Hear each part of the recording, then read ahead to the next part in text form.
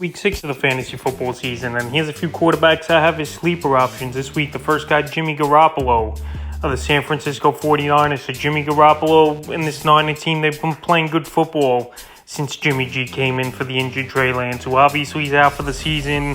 And this week here, a good matchup for Jimmy Garoppolo at the Atlanta Falcons that give up a lot of fantasy points to quarterbacks, especially over the last few weeks here.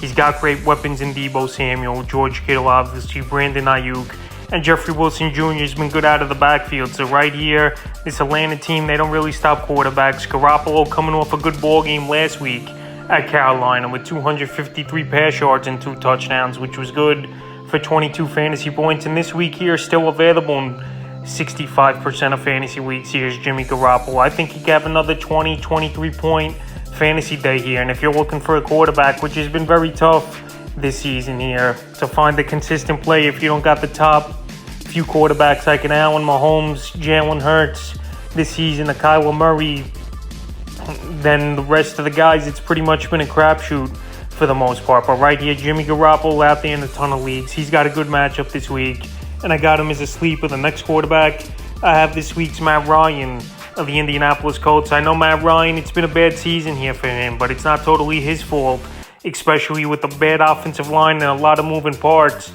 for him. So only in the deepest of leagues, 2 quarterback leagues or 18-team leagues or deeper, I would consider Ryan as a sleeper option. Right now, available in 72% of fantasy leagues. So the last couple games here for him, Week 4 versus Tennessee, 356 pass yards, 2 touchdowns, and didn't throw a fumble loss. In Week 5 at Denver, one of the worst football games you'll probably see in a long time, where these offenses were horrible and couldn't get anything going on Thursday Night Football. 251 pass yards and 2 win throws. So right here, Week 6, I know it's a tough matchup versus the Jaguars that give up the 8th least amount of fantasy points to quarterbacks on the season. And in Week 2 with Jacksonville, it was a horrible ball game here for Matt Ryan, no doubt about it. 195 pass yards and 3 intos. But right here, Alec Pierce is emerging. Michael Pittman, I think he could get back on track in this ball game. And if you're in a pinch at quarterback and you want to roll the dice, I got Matt Ryan as a sleeper this week, and the third and final quarterback I have as a sleeper option this week's Jacoby Brissette